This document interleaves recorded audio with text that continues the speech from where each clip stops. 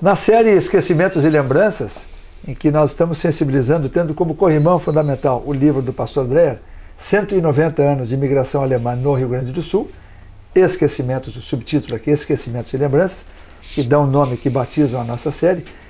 Eu gostaria de sensibilizar um tema, pastor, bastante recente, embora o nosso programa, por sorte, e é isso que me agrada muito, seja atemporal. Nós esperamos que ele possa ser visto dentro de 10, 20, 30 anos. Né? Talvez como material didático. Quem sabe? Né? Quem sabe como provocação didática, né? Que às vezes pesa tanto, é tão importante. A questão, pastor, da imigração no Vale. Nós temos agora um evento recente, que são 150 anos da comunidade evangélica de confissão luterana do Brasil em Montenegro. O senhor participou no último sábado, né? O senhor fez uma breve locução lá. Então eu gostaria de colocar, deixar o senhor à vontade para que o senhor possa, nesse programa, discorrer tanto sobre esses 150 anos, né? Um evento bonito, a Caminhada Luminosa, e também sobre as características que marcaram a imigração alemã no Vale do Caí e principalmente ali em Montenegro e São Sebastião do Caí, que eram os dois municípios mais importantes ali da região. Isso é a sua colocação. E aí, por trás da sua colocação tem um problema geográfico. O que é Vale dos Sinos e o que é Vale do Caí? Sim. Metade do que é colocado como Vale dos Sinos, na realidade é Vale do Caí. Os habitantes de São Leopoldo sempre têm diante de si a antiga BR-2, atual BR-116, para chegar até Nova Petrópolis. Sim. Então, Nova Petrópolis é Vale dos Sinos, assim como Picada Café, Dois Irmãos, Ivoti, né? Tudo é Vale dos Sinos. Mas se eu olho a geografia... Estou puxando um pouquinho a sardinha por nossa não, assado, mas né? eu sou muito Vale do Caí. Bebi muito daquela água e fui batizado com ela. E nós temos que puxar um pouquinho mesmo para o Vale do Caí, porque afinal de contas o próprio Grupo Progresso de Comunicação é filhote do Vale do Caí. Então, para onde correm os riachos, desde Caxias do Sul, Morro Reuter, né? Dois Irmãos, Ivoti, Picada Café, São José do Hortêncio, Lindolfo, Collor, o Arroio Feitoria corre para onde? Para o Caí. São Vendelino. São Vendelino. Forromeco. Tá. O Forromeco desemboca no Caí. Sim. Tá? Então, o Vale do Caí, ele é uma área geográfica espantosa também no tocante à imigração alemã. Então, no instante que os primeiros estão se instalando em Ivoti, eles já estão se instalando no Vale do Caí. E nós estamos aí em 1826, 1827. Em 28, o pessoal está indo para São José do Hortêncio. E São José do Hortêncio, o bodegueiro de São José do Hortêncio é o Carlos Train, pai. Que depois vai botar o Carlos Train, filho, junto ao Trapiche, no Porto dos Guimarães, que hoje é São Sebastião do Caí, com filial, casa comercial. E os filhos e as filhas do Carlos Train, filho, vão se casar com Antônio Jacó Renner e com Umbeno Frederico Mendes. Bom, e aqui você já tem a história da industrialização do Rio Grande do Sul. Linha Nova, onde estão os Ritter, também é tributária do Vale do Caí. E Ritter vai se aliar a Bopp e Zassen e criar a cervejaria Continental em Porto Alegre, porque ele já era cervejeiro e o prédio está lá ainda na Cristóvão Colombo. Que maravilha. Mais tarde, comprada pela Brauerei Hans Maser, que vai dar a palavra Brahma. E aí vem daí a etimologia. Bra de Brauerei, o H de Hans e o MA de Maser. Poxa vida, olha, eu tenho a impressão de que muitos que nos assistem não tinham a menor ideia. Que compraram também a cerveja Primor em Montenegro e acabaram com a cervejaria de Montenegro. né? Os prédios ainda estão parcialmente na Rua Capitão Cruz, em Montenegro. Junto à praça ali? Junto à praça. Isso é o que resta da antiga cervejaria em Montenegro. O irmão de... Era a cervejaria Primor. Primor. O pai de A.J. Renner botou uma fábrica de banha em Montenegro. O esqueleto ainda está às margens do Rio Caí. Bom, essa pujança toda, não é? E os capitais que vão sair de Dois Irmãos, de Ivoti, de São Leopoldo, vão ser reinvestidos no Vale do Caí para quando o Kochenburger e o Moraes vão criar as colônias do Maratá, quando ele e os Schreiner vão colonizar Poço das Antas. Mas Poço das Antas, que em geral se vê como Vale do Caí, já é Vale do Taquari. Sim. Porque o divisor de águas passa em Novo Paris, depois de linha Pinheiro Machado, pertencente à antiga linha Brochier, que hoje é o município de Brochier. Sim. Maratá também um município. Então, você tem, de repente, nessas áreas do Vale do Caí, que estão se aproximando aos poucos cada vez mais do Vale do Taquari. Não esqueça que Salvador do Sul é Vale do Caí, São Vendelino é Vale do Caí, e o pessoal que sobe de São Vendelino para o Campestre, como diz o pessoal, que vai ser Campestre, Barão, né?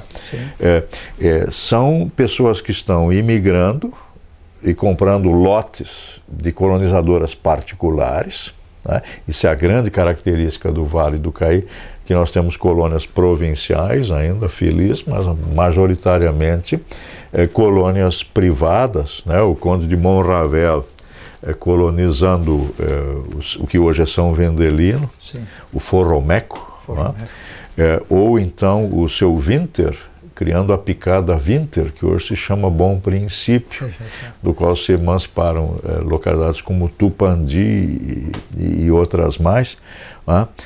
Uma colônia muito interessante, porque o Winter, bom católico, só admitia colonos católicos, não vendia terra para protestante, né? E o Monravel também só queria para católicos, mas acaba trazendo alguns judeus junto também, porque não consegue terra suficiente, né? Os Van der Looy, né? Que vai dar os Leão da atualidade. Ou tem que trazer também alemães protestantes ali para sua colônia, porque senão não tem compradores para as terras.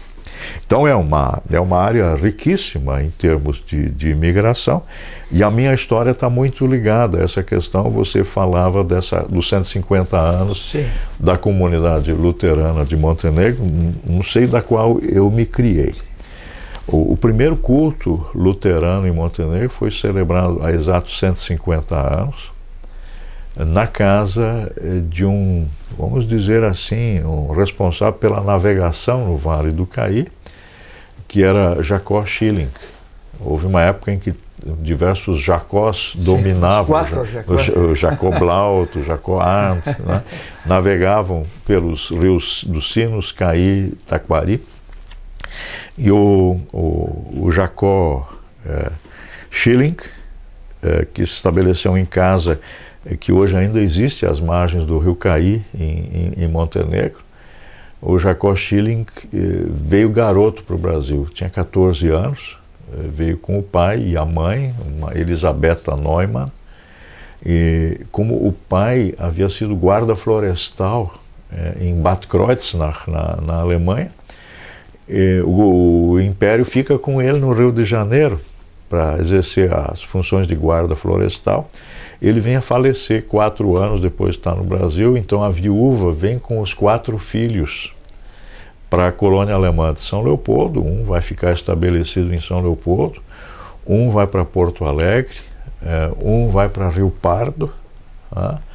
E o outro vai se casar com a filha mais nova de Frederico Schreiner, que já tinha nascido em Taquari, a época em que o pai era bodegueiro, no Taquari, sempre de novo os bodegueiros, sim, os vendeiros presentes. Função importante. E Jacó Schilling se transfere para Montenegro, onde ele, com lanchões, começa a levar a produção do Vale do Caí, mais precisamente de Montenegro, para Porto Alegre através do Vale do Caí. O filho depois vai se estabelecer no Porto dos Guimarães e vai fazer o transporte das mercadorias que Trine juntou no Caí, né? E está levando isso também com lanchões para Porto Alegre. E desse capital resulta hoje uma rede de farmácias em Novo Hamburgo, né? Então a economia ela está profundamente ligada. E na casa do casal Schilling, em Montenegro, há 150 anos, vai se celebrar o primeiro culto luterano por um pastor que vem então de Hamburgo Velho. Imagine a viagem, você tem que ir a Porto Alegre, via Rio Caí. Em Porto Alegre pega um lanchão em Porto Alegre pega um lanchão que suba o Rio Caí, então você tem que subir. Eram ínvios aqui, né? Por dentro não. Então, uma população muito reduzida. E isso faz com que a paróquia luterana de Montenegro seja mais antiga que a paróquia de São João Batista, que ainda não, que só mais tarde vai ser criado. Ocasionalmente, os párocos de Triunfo se dirigem então a Montenegro, não é? Então, é uma história riquíssima, e nós poderíamos fazer toda uma outra série de esquecimentos e lembranças a respeito do Caí de Montenegro, certo, e assim por diante. Pelas suas mãos me caiu aquele material que foi recentemente publicado agora do naturalista americano, né? Smith. Smith, né? Ele descreve, ele veio 4 vezes ao Brasil, na última ele andou por aqui por perto, né? E ficou alguns meses em Montenegro, onde ele descreve cenas muito interessantes. Mas ele menciona... Até os tipos de aranha que ele encontra em Montenegro. Sim, que aranhas parecidas com formigas. Que vai para o Morro da Mariazinha, caçar capivara. Sim, exatamente. Interessantíssimo, né? O macaquinho que ele trouxe, e a esposa morreu, macaquinho adestrado, né? E ao mesmo tempo um gato do mato, também, que criaram e tentaram preservá-lo, mas muito interessante. E ele, como o senhor me sensibilizava fora do ar, o senhor me dizia, olha, ele chegou em Montenegro em 1880 e permanece até 82, é isso que se depreende. E há duas coisas interessantes. Primeiro, ele descreve que Montenegro teria 600 e 700 almas, né? Isso estamos falando de 1881. Ora, os 150 anos da comunidade evangélica, 1864, são 17, 18 anos antes.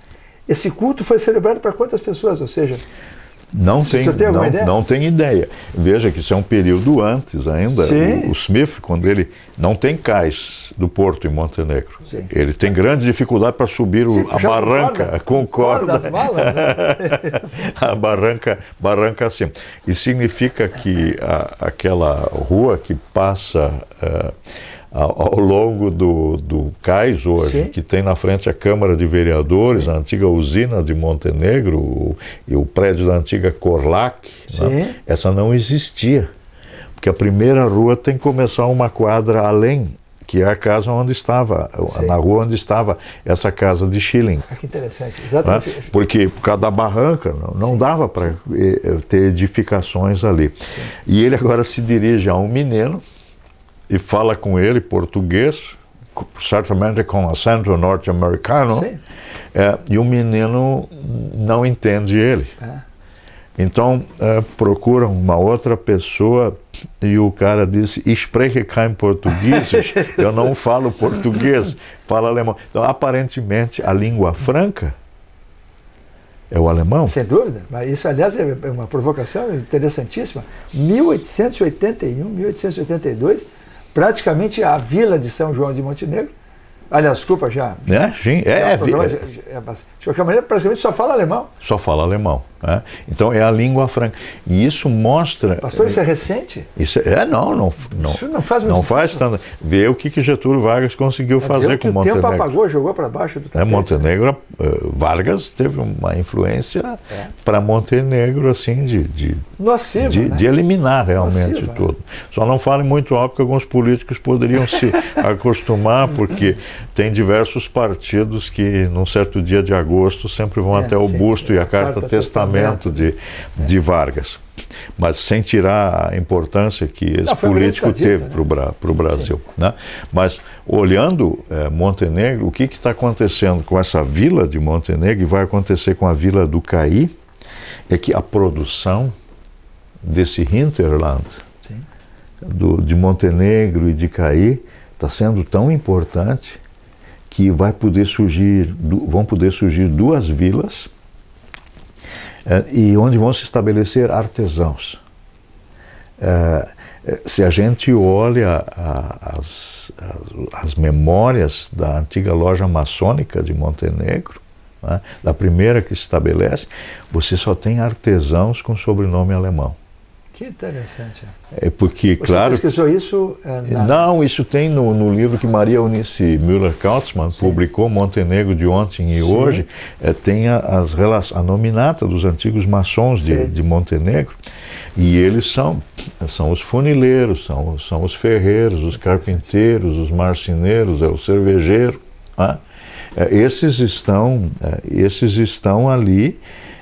Porque a loja maçônica ela é muito importante para o artesão, principalmente aquele que é protestante, porque é o único lugar em que ele vai poder discutir política e é o único lugar onde ele vai encontrar aliados para defender os seus direitos à cidadania. Não esquece que até o fim do Império ele é súdito, mas ele não é cidadão.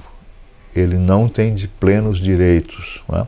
Lembro que, por exemplo, até 1864, os matrimônios dos protestantes são considerados concubinato. Puxa. Só a partir de 1864 é que vai ser regularizado o matrimônio protestante, desde que realizado na presença de um pastor luterano, competentemente registrado junto à presidência da província. Né? Então existe no arquivo do Rio Grande do Sul o livro de registro de pastores luteranos acreditados junto ao governo da província. Acreditados? Né? Acreditados. Como embaixador, quase. Para poder ter validade civil, né? Numa época em que não tem matrimônio civil no Brasil ainda. Então, a partir disso... Isso é da República, né? Isso vai ser com a República, a Constituição de 90. Né? Então, os filhos são filhos naturais. Esses filhos agora vão poder ter registro a partir do batismo, onde é feito competente. Muito embora eu tenha encontrado mesmo em São Paulo, entre imigrantes italianos, que eu também andei pesquisando no passado, eu encontrei matrimônios que foram feitos depois que já tinham vários filhos. Né? Bom, mesmo no mundo católico. Né? Mas isso era normal por causa da falta de sacerdotes. Quando o sacerdote vinha, aí saía casamento em massa, batismo em massa, para regularizar. Por quê? O veículo de integração ao sistema brasileiro da pessoa que vem para cá é a Igreja Católica. Né? Pelas constituições primeiras do Arcebispado da Bahia, que remontam ao século XVIII, né? Quem faz da pessoa um ser desse país é o padre. Quando batiza, quando casa as pessoas, quando administra os cemitérios, o registro de terras é feito na casa canônica, quem faz o registro de propriedade é o sacerdote católico. Né? Quer dizer, boa parte do funcionalismo público brasileiro é o clero católico. Até pela questão de alfabetização também, né, pastor? O pessoal tinha preparo também, né? Sim. Havia muito analfabetismo por aí, né?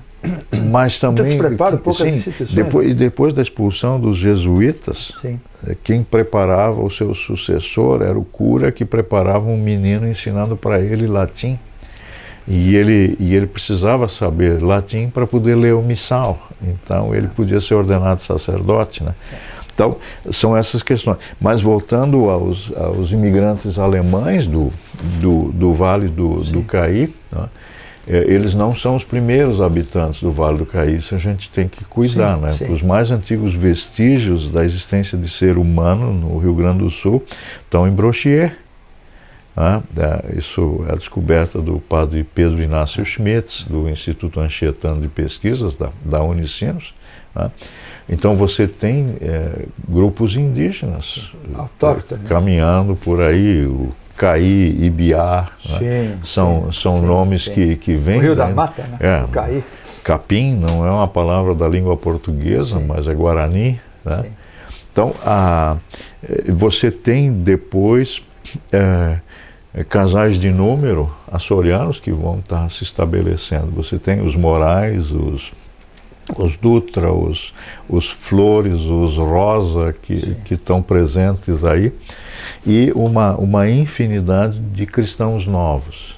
São aqueles judeus que, expulsos da Espanha em 31 de março de 1492, são 300 mil judeus, 50% vão para os Países Baixos, 50% para Portugal, onde Dom Manuel o Venturoso os batiza à força, né? E para não voltarem a judaizar vão receber nomes de árvores, de animais e de metais preciosos, né? E muitos deles fogem para o Brasil para poderem respirar aqui um pouco liberdade, e que por não poderem voltar a judaizar tem que representar catolicismo. Né? É uma violência, né? E vem toda a história humana, a história do Brasil é uma história de violência. Você não pode ser quem você é. Você é xingado de bugre se você é indígena. Nós já falamos sobre isso, né? Depreciando, né? Você é africano, mas você não pode ser que você quem é. Você é judeu, mas não é aceito como judeu. Né? Então, o Vale do Caí, ele foi intensamente povoado por descendentes de Abraão, né? Que são os chamados cristãos novos, né? que estão presentes e marcaram profundamente o Vale do Caí. E é somente depois deles, isso é importante dizer, que nós temos uma história de imigração alemã no Vale do Caí.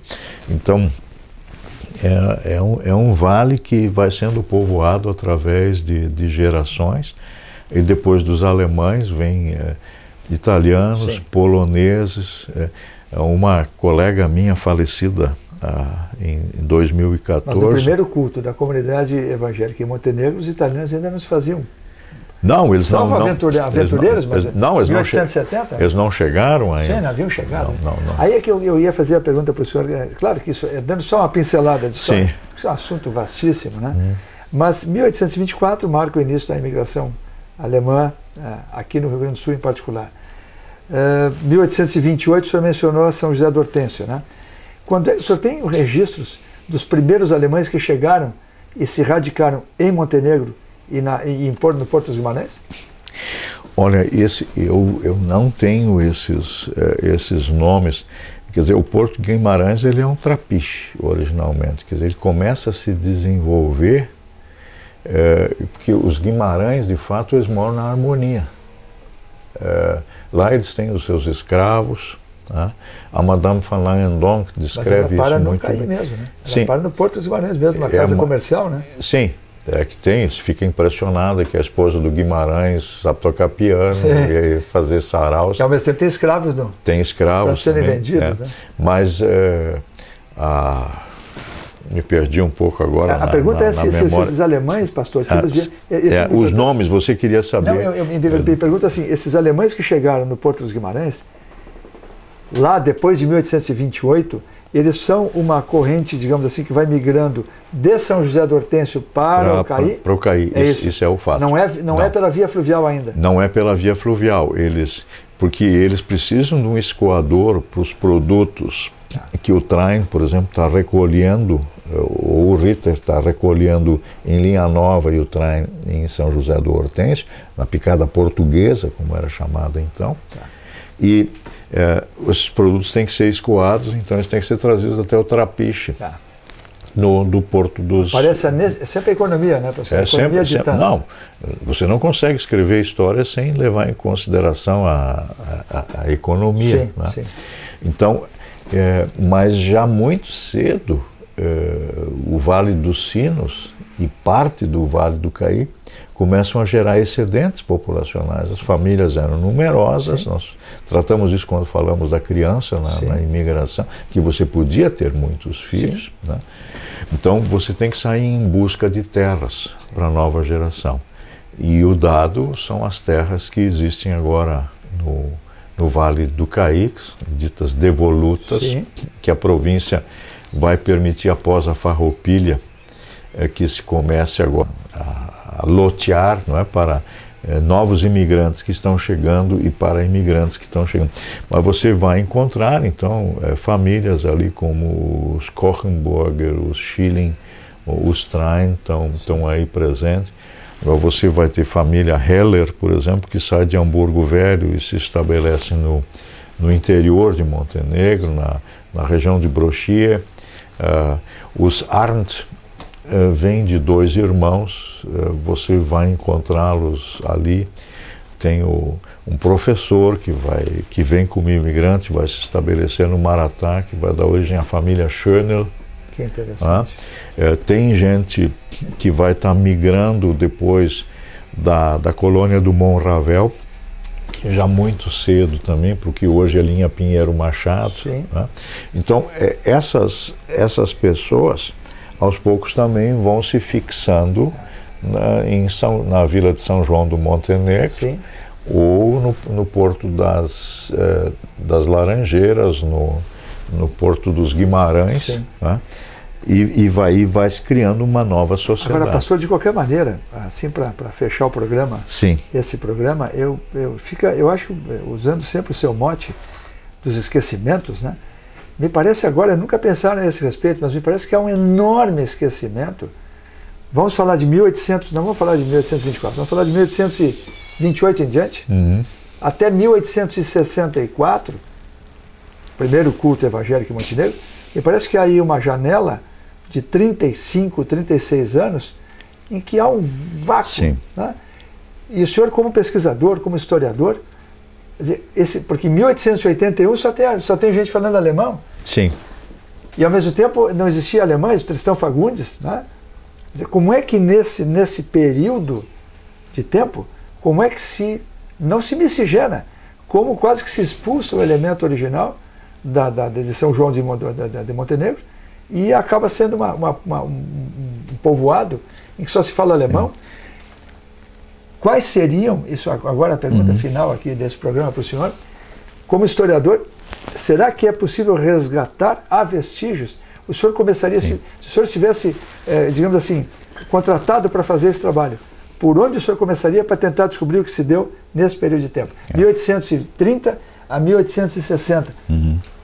Você tem uma fonte impressionante em Montenegro, que são os livros de registro de casamento e de batismo da comunidade evangélica de confissão luterana e os livros de óbito. Nos livros de óbito vai estar escrito sempre onde a pessoa nasceu, com quem casou. E aí é muito interessante, você vai ter nos casamentos indício de que muito cedo há miscigenação. Eu não tenho os nomes presentes agora na frente às câmaras, mas o Eduardo Kauer, de Montenegro, ele transcreveu os primeiros livros de registro da comunidade evangélica de confissão luterana. E o primeiro de que ano é, pastor? Já logo, são livros de agora 150 anos atrás. Mas vejam, ele recua na genealogia, né? Mas ele recua na genealogia, porque quando o bebê é batizado, vai dizer onde essa pessoa nasceu. Sim. Quando o elemento morre, vai estar escrito onde essa pessoa morreu.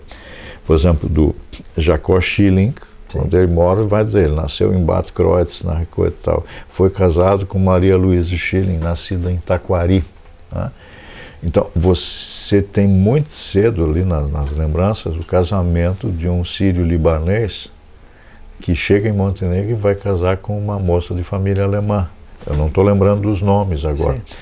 Mas isso tá presente, mas essa memória se perde, não é?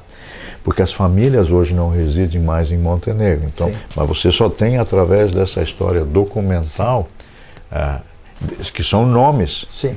Mas você pode ver pelos padrinhos de onde é que o pessoal vem. Dá para recuar um pouco, né, pastor? Você consegue recuar um pouco. Mas é um exercício também de imaginação, quer dizer, essas migrações. Sim. Agora, documentalmente, além desses registros, talvez nada. Não, muito pouco. Não, teria, se você for procurar os registros de propriedade de terras em Porto Alegre, né, você vai encontrar quem eram esses proprietários de terra. Está no arquivo público ou no arquivo histórico?